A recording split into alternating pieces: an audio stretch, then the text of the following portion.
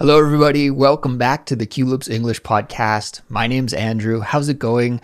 This is bonus episode 111. 111, a very fun number to say. So, in today's episode, what I'm going to do is tell you about 3 things that I'm looking forward to in the near future when I visit my home country of Canada. But before we get to that story, I have a few announcements. The first announcement is about our Osaka meetup. This is going to be the very first Culips meetup ever in the history of the podcast, so I am very excited about it, as you might imagine. And we have a few spaces available still for people who would like to join us for the meetup. Of course, it's 100% free. All you need to do is bring yourself, and it will be great to meet you and to hang out with you and other Culips members. So if you live in the Osaka, Japan area, then we'd love to have you join us. The date for the meetup will be on July the 30th. That's a Tuesday, and it's going to be happening at 7 p.m. I'll put all of the details and the link to sign up for the meetup in the description for this episode. So if you're interested, please check that out.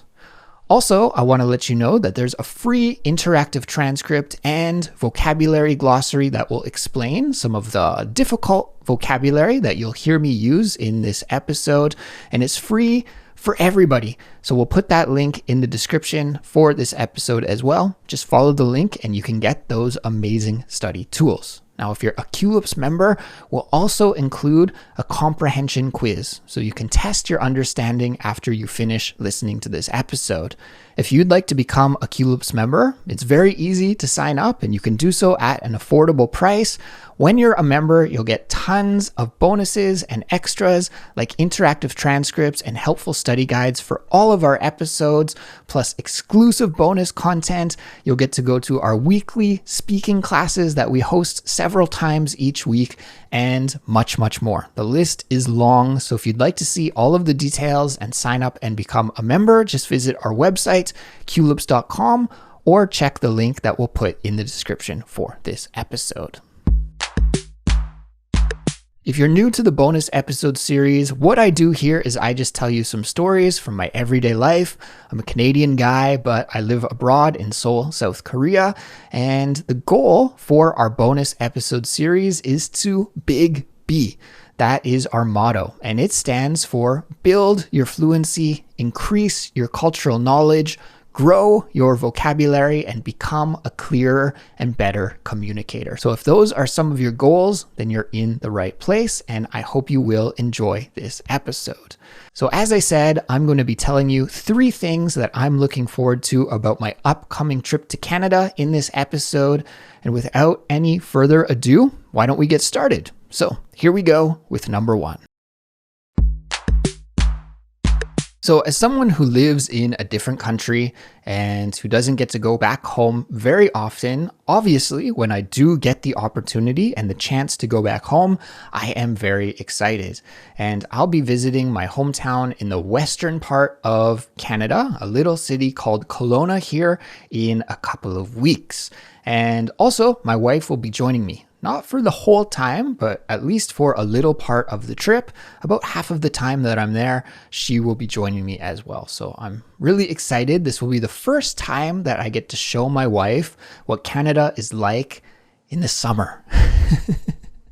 Probably, if you've never been to Canada, probably you have this kind of stereotypical image of what Canada is like. Maybe you think of it as like a cold northern wasteland. And I think for some parts of the year, you wouldn't be too wrong about that. A lot of Canada is very cold in the winter and snowy. Thankfully, my hometown in the western part of the country isn't so bad, but in many parts of the country, the winter is pretty nasty, pretty cold, pretty snowy, pretty icy, all of those things that you would associate with the winter. However, like I said, we're going this year in the summer, and this will be my first time to show my wife what Canada is like here in the summer. So I'm really excited about that. But that didn't actually crack my top 3 list. It's one of the things I'm looking forward to. Don't get me wrong, but I'm also looking forward to some other things. And so I'm going to check out my list here, and I'll introduce the first one to you. Number one is reuniting with old friends. Reuniting with old friends.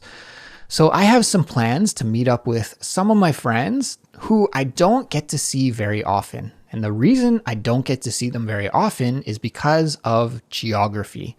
Of course, obviously, I live in Korea and my good friends from Canada still mostly live in Canada.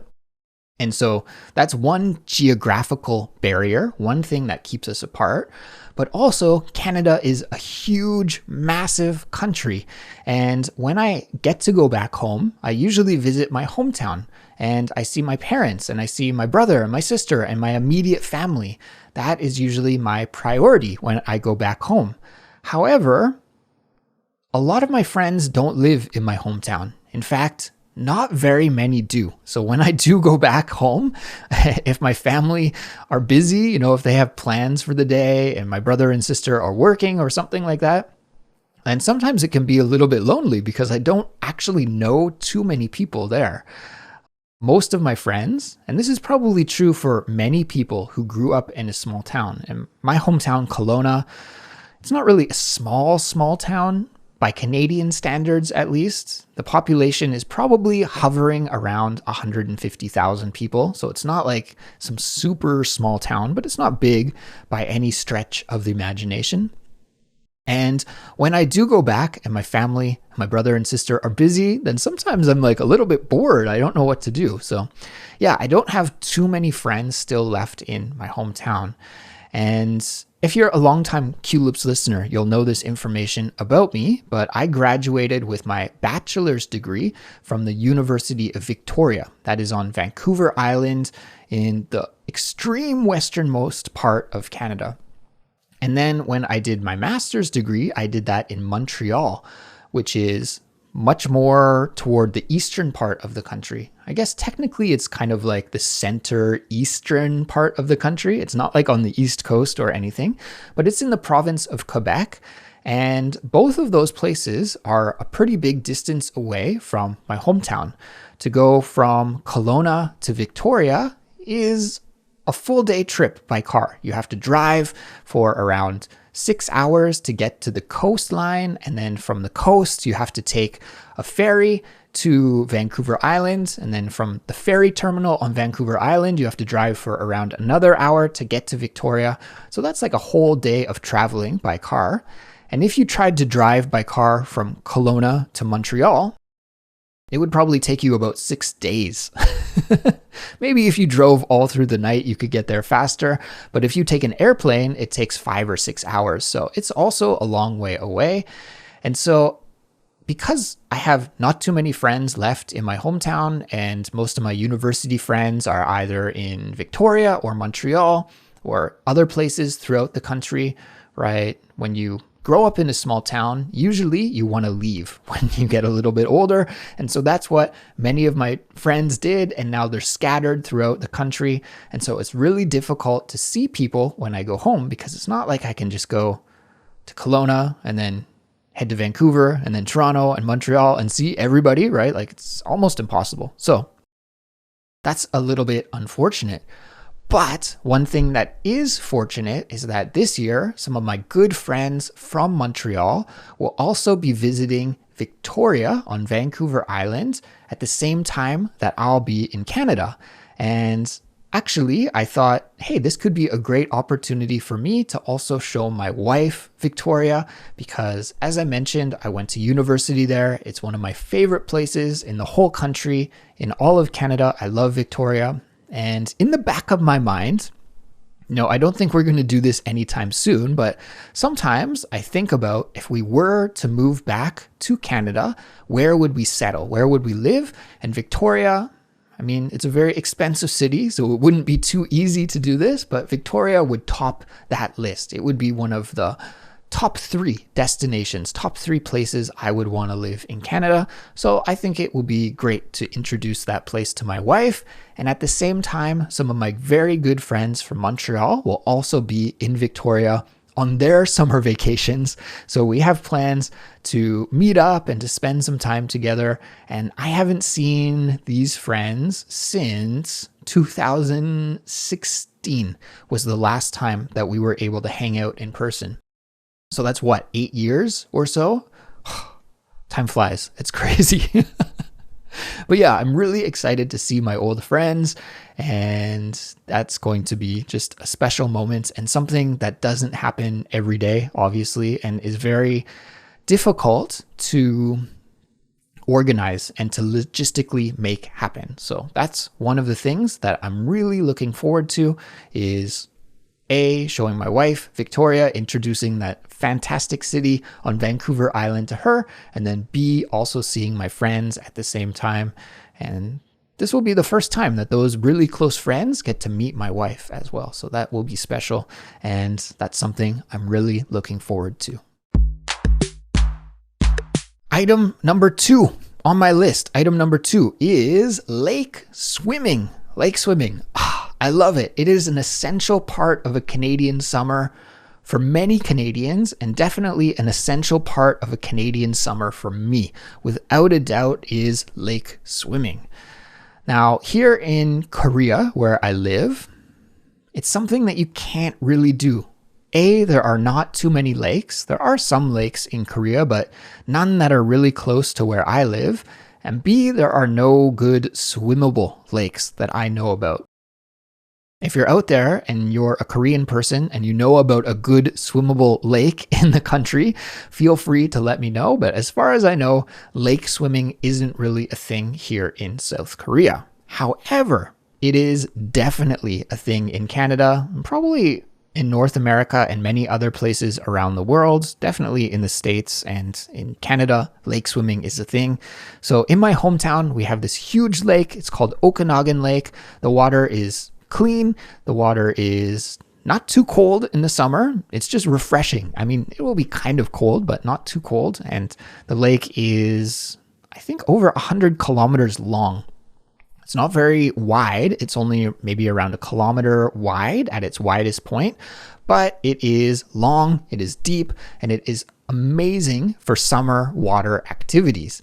And the easiest water activity to do is swimming. You don't really need too much equipment. It's not like you need a boat or anything. You can just hop right in. And luckily, my parents live, and actually my brother lives too, very close to the lake.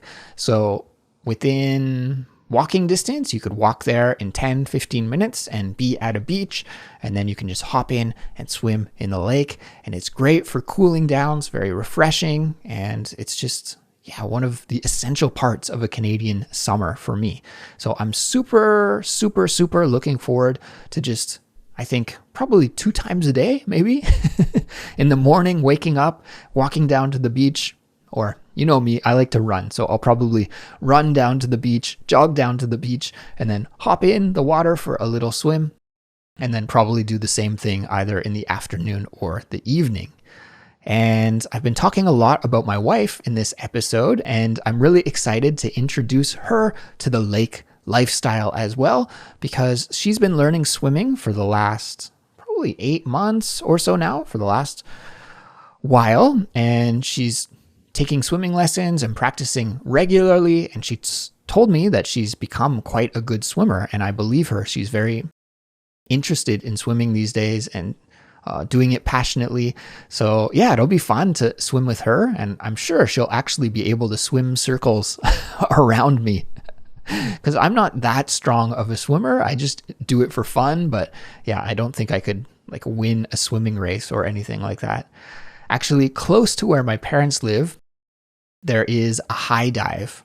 High dive. I'm not really sure what the official definition of like an Olympic high dive is. It's nothing like that, but it's like this platform that you can swim out to. It's in the lake. It's probably about like 30 or 40 meters away from the beach. There's actually a dock that you can walk all the way down to, and then you can hop in the water and you have to swim out a little bit to this platform in the lake, and then you can jump off the platform. And if I recall correctly, there's a diving board there as well.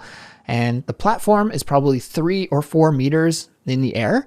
So when you're out on the platform, and you're looking down into the lake. It's a little bit scary. It seems pretty high, but if you just let loose and run and jump in, actually it's really fun. So I'm looking forward to that. I'm not going to be doing any diving. It's a little bit too high for me to dive headfirst into the water, but yeah, cannonballs, pencil dive. Do you know what a pencil dive is? A pencil dive is just when you jump into the water, but you make your body upright and narrow and thin, just like a pencil, and you point your toes so that you can go into the water without hurting your feet. So yeah, pencil diving and cannonballs I'll definitely be doing, but no belly flops. A belly flop, as you may imagine, is when you jump into the water belly first and you flop your belly on the water. That is very painful. So definitely no belly flops and no headfirst diving. I don't have enough confidence to do that. But yeah, cannonballs, pencil dives, I'm all over that. And it's something that I'm looking forward to doing when I visit my hometown in a couple of weeks. And the third thing that I'm looking forward to when I visit Canada is going to Banff and visiting the Rocky Mountains. The very final part of our trip, my wife and I are going to spend a couple of days in Banff, which is this small little city that is located in the Rocky Mountains near a national park in Canada. And it is beautiful. I've been there quite a few times in the past, but it's been a long time. Probably the last time I was there is over 10 years ago.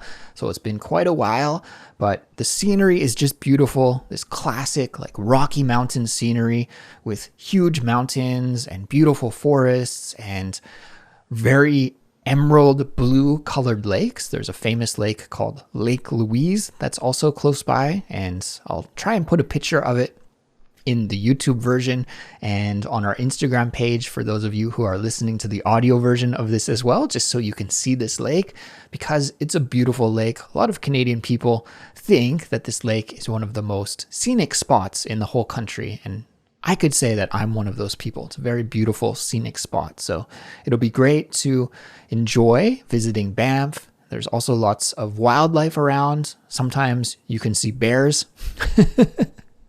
If you are driving, and we're going to rent a car so we can drive around, then seeing a bear is kind of exciting. Like if you see one on the side of the highway or something, it's cool to see bears that way.